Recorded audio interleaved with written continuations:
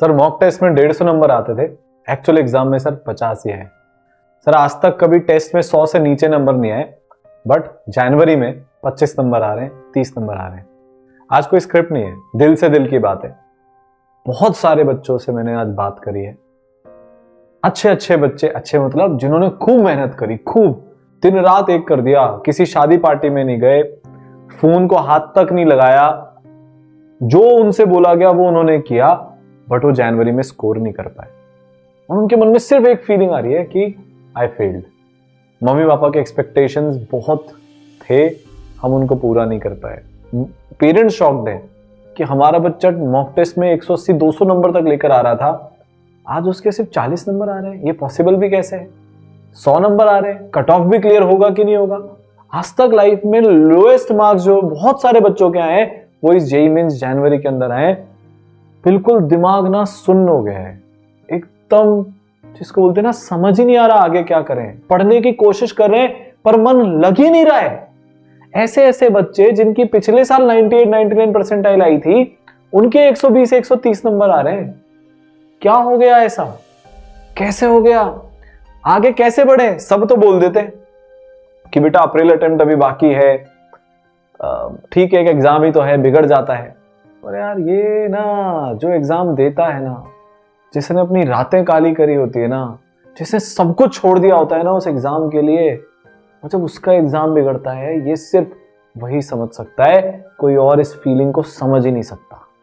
मैं समझ सकता हूं, क्योंकि बेटा जब मैंने 12th के साथ एग्जाम दिया था तो मैंने उसमें ठीक है कुछ टाइम मक्कारी काटी थी, बट मैंने मेहनत भी करी थी।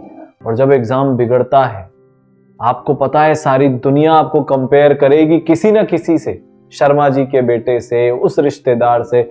मेरे घर में तो खैर यार 41 ही था, मेरा सबने कंपैरिजन किया, तब आपके पास कोई जवाब नहीं होता। मतलब ना रूम से बाहर निकलने का मन नहीं कर रहा होगा आपका भी, मुझे पता है। बस बैठकर रोने का मन कर रहा होगा। बार बार ना वो 3 घंटे उस एग्जाम के दिमाग में घूम रहे होंगे कि काश हम ये कर लेते, काश हम वो कर लेते। तो बेटा पहली बात तो अगर आपके मन में वो चीज घूम रही है तो आप रो लो यार, है ना। दुनिया की मत सोचो, ये तुम्हारे वैसे भी कोई काम नहीं आने वाले। अच्छा एक बात बताओ, आज तुम्हारे कम नंबर आ रहे हैं, ताने ही तो मार रहे हैं ना, तुमको अजीब सा ही तो फील करा रहे ना, तुम्हारे साथ तो कोई नहीं खड़ा ना। तो इनकी तो सोचो ही मत। पेरेंट्स के एक्सपेक्टेशंस, हाँ उनके एक्सपेक्टेशन थे, पर अब हम उसका कुछ कर नहीं सकते। वो उनको 2-3 दिन बुरा लगेगा, बट वो आपसे प्यार करते हैं, वो आपका सबसे बड़ा सपोर्ट सिस्टम निकल कर बाहर आएंगे। अब देख लेना, अभी हो सकता है वो आपको टॉन्ट कर रहे हो, अभी हो सकता है वो आपसे कुछ बोल रहे हो, क्योंकि उनको भी नहीं समझ में आ रहा। उनकी लाइफ में भी ये पहली बार है कि उन्होंने सोचा था आपके नंबर देखकर, आपकी पढ़ाई, आपकी मेहनत देखकर कि ये बच्चा बहुत अच्छा करेगा जेईई मेन 1 में, पर वो हुआ ही नहीं।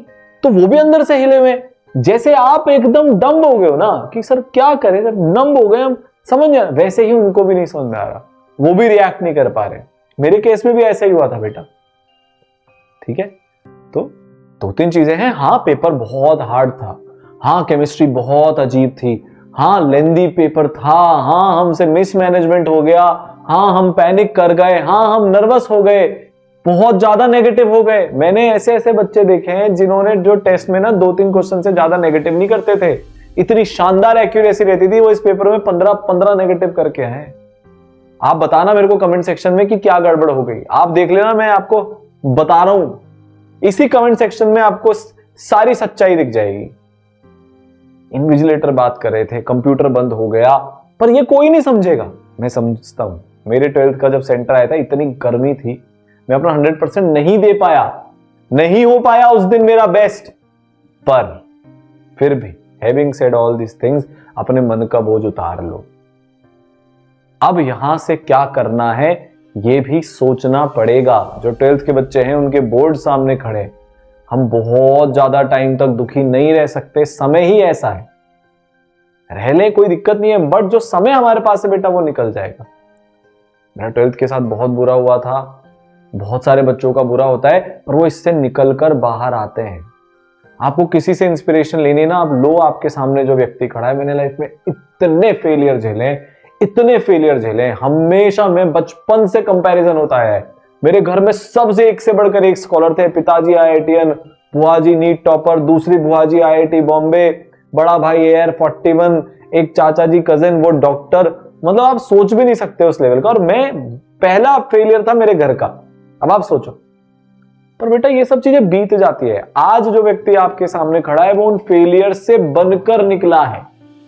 मेरे को मेरे फेलियर ने लाइफ में इतना तपाया कि उससे मैं कुछ अब बनकर निकला हूं कि आज 10 लोगों की, 1000 लोगों की, लाखों बच्चों की जिंदगी में बदलाव लेकर आ पा रहा हूं। कभी कभी फेलियर बहुत जरूरी होता है। कभी कभी फेलियर आपको कोयले से हीरा बनाता है। आज वही फेलियर का दिन है। आज वही हमारी लाइफ का सबसे लोएस्ट डाउनफॉल का टाइम है। मैं तो बोल दूंगा आपसे कि बेटा चल अप्रैल की तैयारी करते हैं, चलो लाइफ में आगे बढ़ते हैं, पर आपके लिए करना मुश्किल है। पर बेटा बात यह है कि मजबूरी है, इसके अलावा कोई ऑप्शन नहीं है हमारे पास। अच्छा, दूसरा ऑप्शन क्या है कि जेई छोड़ देते हैं। अगर तुम्हें ऐसा लग रहा है ना अंदर से कि हो गया यार बहुत, तो छोड़ दो जेई। आईआईटी इकलौता रास्ता नहीं है लाइफ में सक्सेस का। मैं आपको जब आप 10 से 11 में आए थे मैं तब भी ये बोल रहा था, जब आप 11 से 12 में मैं तब भी ये बोल रहा हूं, ड्रॉप ईयर में भी बोल रहा हूं। पर प्रॉब्लम ये है कि आप में से मैक्सिमम बच्चा अब ये सपना छोड़ना नहीं चाहता, क्योंकि हम ऑलरेडी इतनी दूर आ चुके हैं। आपकी मेहनत में कमी नहीं थी यार। देखो, अगर आपकी मेहनत में ही कमी थी, आपने मक्कारी काटी थी, आप पढ़े ही नहीं थे, तो फिर तो रिजल्ट बेकार आना था। आप तो भूल ही जाओ, आप पढ़ ले जाके 16-16 घंटे जाके मेहनत करो। आपको तो रोना ही नहीं चाहिए। जिसने नहीं, भाई जो चल ही नहीं रहा वो कैसे पहुंचेगा अपने टारगेट तक। तो बहुत सारे बच्चे ऐसे हैं जो चले ही नहीं, सिर्फ दौड़े, अपनी पीक रफ्तार पे दौड़े। आज उनकी बात हो रही है। अपने आप को रीग्रुप करो यार। मुझे ना जब मैं फेल हुआ था, मेरे पापा ने मेरे को एक एग्जाम्पल दिया था। मेरे 2 फेवरेट प्लेयर है लाइफ में जिनसे मैं सारी इंस्पिरेशन लेता हूं भगवान के बाद, सचिन तेंदुलकर और रॉजर फेडरर। उन्होंने मुझसे बोला कि क्या सचिन तेंदुलकर 0 पे आउट होते हैं? मैंने कहा हाँ।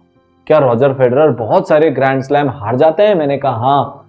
तो क्या वो फेलियर उनको डिफाइन करते हैं? क्या नहीं, वो जिस तरीके से कमबैक करते हैं वो उनको डिफाइन करता है। और वो चीज मेरे दिल में आज तक है कि जिंदगी पटकेगी तो हम पटकने वालों में से नहीं है कि नीचे बस लेटे रहेंगे। घायल शेर हैं, घायल, और अब ऐसे घातक बनकर निकल कर आएंगे ना।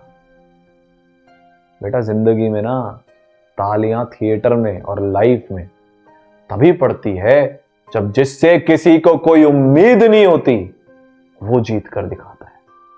और वो तुम हो। तुम में से वो हर एक है। अपने ऊपर विश्वास मत खोना। भाड़ में जाए दुनिया, भाड़ में जाए लोग, किसी से फर्क नहीं पड़ता। अब तो खुद को दिखाना है। लड़ाई खुद से है। बात अब खुद की है। ईगो पे ले लो, कुछ भी बोल लो इसको। इस बार नहीं हुआ ना पेपर अच्छा, एनालिसिस करेंगे, सुधारेंगे, 4 गुना मेहनत और करेंगे। काश नहीं रहने देंगे, ऐसे की तैसी कर देंगे अप्रैल के अटेम्प्ट में। ठीक है? और मैंने होते हुए देखा है। वो सिर्फ कहानियां नहीं है, वो सच्चाई है। 16 से 99, 15 से 99, 26 से आईआईटी, 7 से आईआईटी, 3 महीने 2 महीने में इम्पॉसिबल को पॉसिबल होते हुए देखा है। और तुम में से ही कुछ अगले साल इस टाइम पर जब मैं बात कर रहा हूं ना, तुम में से कुछ वो एग्जाम्पल, वो मिसाल बनोगे। अब उठते हैं बेटा, कोई साथ नहीं देगा, कोई नहीं है तुम्हारे लिए। तुम अकेले ही करना है जो करना है। जिंदगी में वैसे भी अकेले ही करना पड़ता है, कभी कोई साथ नहीं होता। सुख में सब साथ होते हैं, लाइनें लग जाती है, ढोल नगाड़े वालों की पूरी बारात आ जाती है। जब दुख होता है ना, आपका जज्बा बस। और पता है असली शक्तिशाली कौन होता है? जो अपने आंसू खुद पहुंचे, जो अपने आप को खुद उठाए, और जो खुद से खुद को जीत के दिखाए, वो महान होता है। रो लो, कोई दिक्कत नहीं है, बट फिर अपने आंसू खुद से पहुंचना, एक नए जज्बे, एक नई होप, एक नई विल पावर के साथ फिर से लगते हैं। कोई रोक नहीं सकता। रिजल्ट जो भी आएगा देखेंगे, पर काश नहीं रहने देंगे। और अगर तुम्हें इससे फर्क पड़ता है तो मैं तुम्हारे साथ हूं। वो व्यक्ति जो जीवन में बहुत हारा पर फिर जीता भी सही। अभी भी हारते हैं पर फिर जीतेंगे। हार जीत कैसी होती है? भगवान श्री कृष्ण ने बोला है भगवत गीता में कि दुख और सुख सर्दी और गर्मी के जैसे होते हैं, दिन और रात के जैसे होते हैं। जैसे दिन के बाद रात होना तय है, वैसे ही रात के बाद दिन भी होनी तय है। निकलेगा सूरज, आएगा दिन, बस उसके लिए ना चलना पड़ेगा। चलते हैं, रुकेंगे नहीं।